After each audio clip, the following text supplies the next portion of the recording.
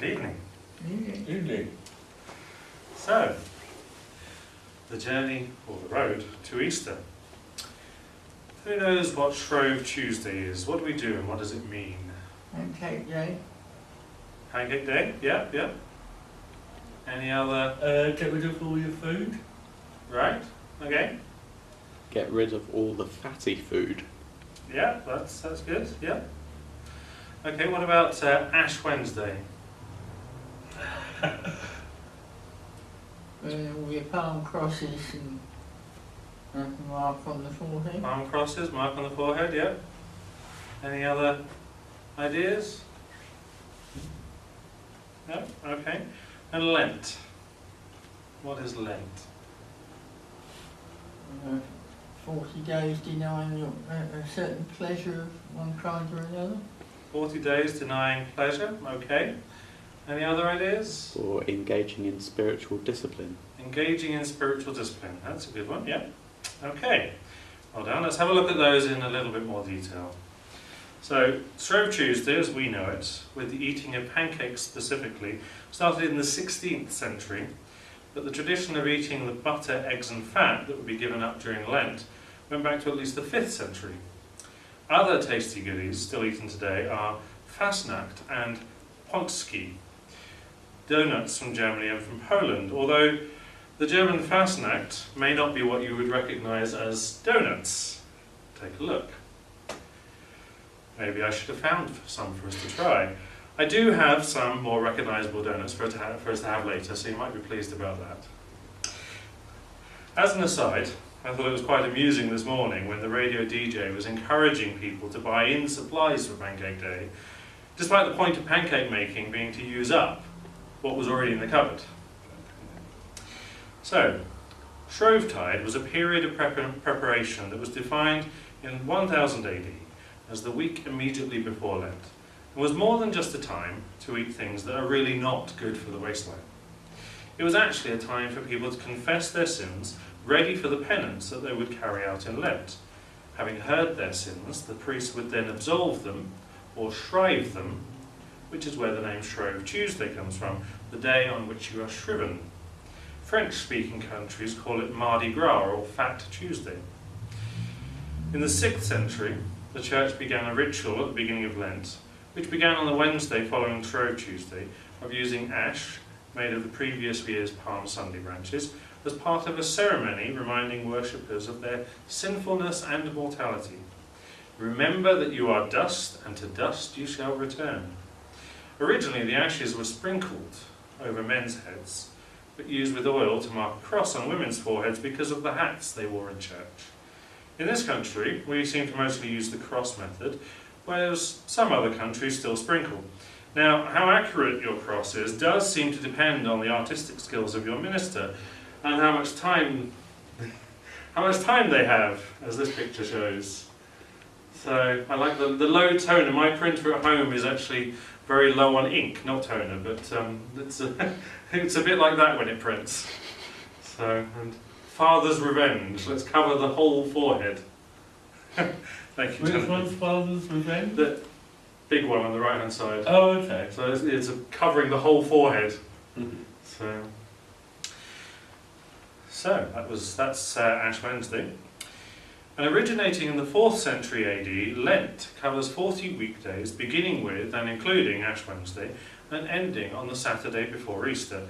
And the last week is called Holy Week, and includes Holy Thursday, Maundy Thursday, in other words, Good Friday and Easter Saturday. But in Eastern Christianity, Holy Week is called Bright Week, Pascha Week, or Renewal Week. Sundays are considered Little Easters, or resurrection celebrations, and are not included in the 40 days. So if you do give up anything during Lent, those are the days you can indulge yourselves. Now, at one point, Lent was actually the time of preparation for those who were to be baptised. It was a time of concentrated study and prayer before their baptism at the Easter Vigil, the celebration of the resurrection of Jesus, and the community of faith prepared to receive the newly baptised and would often renew their own baptismal vows. And this is also when those who had been separated from the church would prepare to rejoin the community. Lent is marked by a time of prayer and preparation to celebrate Easter, and Christians have often used this period of time for introspection, self-examination and repentance. It traditionally meant penitential prayer, fasting and almsgiving, which is basically giving money. There's a bit more to it than that. But while many give up something, the practice was intended to make room to take up something positive for your spiritual journey. And our Easter series starting next week will encourage you to give up something that is negative spiritually, physically or emotionally, and take up something which is positive and life-giving in its place. Now, who remembers all that information? There will be a quiz for you to complete before you're allowed to leave tonight. Only kidding. So, what you might be thinking though, is what has this got to do with the reading tonight? And what has it to do with love? Well, Lent is all about love. Not the sensual and erotic love that is often celebrated on Valentine's Day, but the affectionate, passionate, sacrificial love that was personified in the life and death of Jesus. The love of Lent is sacrificial, putting the needs of others above your own. The witness left to us in the Gospels of Mark and John showed Jesus being both sacrificial and affectionate. He was a man of action, undeterred from his mission to redeem mankind, but moved by compassion. Love is at the heart of Christian life. Love is foundational. The greatest commandment is to love the Lord your God with all your heart and all your soul and with all your strength and with all your mind. And Jesus said, if you love me, you will keep my commandments. The love Jesus showed us bears little resemblance to the syrupy love songs and heart emojis of our day, but it was nothing short of revolutionary. Jesus commanded us to love our enemies, be generous with our money and our possessions, live lives of integrity, and to seek justice for all. He called Christians to go to the cold places, the broken places, the ragged edges of our world, not just to proclaim the good news, but to be the good news of God's love in action. It's not uncommon to find Christians whose inner spark of love for Christ and for God's people, one that should flare into a wildly burning fire, is all but extinguished. Indeed, as in love with God as I am, as I was on the day that I first met, I'll start that again. Indeed, am I as in love with God as I was on the day that I first met Jesus, the day that I was baptized, the day that I realized that I wanted to work for God's church. Who does not want to live a new, otherworldly life infused with the burning and loving experience of God, radiating authentic, divinely given joy? But, to be honest, some days I do find it difficult to be a shining, blazing beacon of God's love for the world, which is normal. We all get tired. But sometimes it's just the little things. Every day that I achieve something, despite my fatigue, is a day when I feel fulfilled. Now, those of us who grew up observing Lent know the drill about doing things differently during the 40 days before Easter. We wore ashes on our foreheads on Ash Wednesday. We gave up chocolate or movies or comic books. I don't really have a sweet tooth, but I do love movies and comics. However, it was hard to appreciate then that those public displays of sacrifice can be a powerful expression of faith. And those displays of sacrifice could do more to mark me as a certain kind of Christian. Setting ourselves apart from culture can be that powerful expression of faith. But wouldn't it be remarkable if the result was more than that? That by doing things differently these weeks before Easter, we could demonstrate to the world God's redeeming love. We think of Lent in terms of giving things up, or testing ourselves in some way. Fundamentally, though, Lent is about love. Lent begins with God's immense, intense love for us. God loved us enough to create and surround us with a beautiful world, and through Jesus has entered into a covenant of love with us. God promises to be totally faithful to us forever. When we give things up, though, when we smear ourselves with ash, is it about being faithful to God? Or is it just about making a public display of sacrifice. Are we being faithful to God or to ourselves? Being truly faithful to God means showing the sort of love that Jesus did. And the best model for that kind of radical love is the early Christian church that we read about in the book of Acts.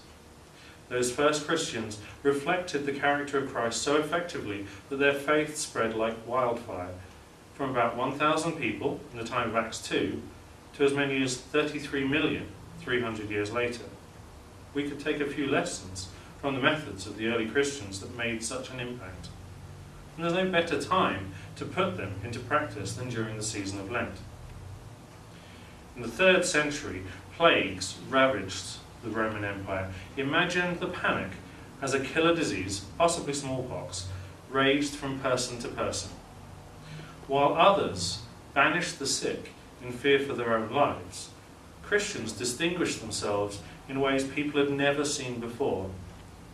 Described by Bishop Dionysius of Alexandria, heedless of danger, they took charge of the sick, attending to their every need and ministering to them in Christ, drawing on themselves the sickness of their neighbours and cheerfully accepting their pains. This impulse to put other people's need ahead of our own, to sacrifice greatly for others, is the mark of a believer who embraces the words of John 15:12. My command is this, love each other as I have loved you. We can all sacrifice more of our time or fearlessly give what we don't think we can afford to help someone in dire need. What does that look like in your life? One of the hallmarks of early Christianity was an open-hearted sharing of all resources. Acts 4:34 says, there was no needy persons among them, and followers of Christ made a special effort to care for those who fell through the cracks of society, widows and orphans. In the patriarchal society of Rome, women without husbands were often set adrift into abject poverty. And Acts 6 shows the genesis of a ministry to widows to make sure their needs were not left out. And this built on the many scriptures illustrating God's concerns for the poor, the stranger, and others whom society had forgotten. Who's overlooked in our society? Imagine living in an era when people were rigidly ranked by race, gender, economic status, and even slave or free. This was the world Jesus entered and shattered. He and his followers preached equality for all people created in God's image. The early Christians preached that through the saving grace of Jesus, everyone is loved and forgiven, regardless of status. Today, though, our culture still persists in putting labels on people, dehumanizing entire groups and making them less worthy of mercy and compassion. Some of those groups might be illegal immigrants, refugees, Muslims, the homeless. As followers of Christ, we must reject labels and look at people as God does, as valued and beloved. In the early days of our faith, Christians shared the good news of God's sharing love alongside serving those no one else served, and embracing those whom society had discarded, and it was powerful. 3rd century Christian author Tertullian said, "It is our care for the helpless, our practice of loving kindness, that brands us in the eyes of many of our opponents. Only look," they said, "look how they love one another." Love was their brand, and during this season of Lent, let it also be ours. Amen.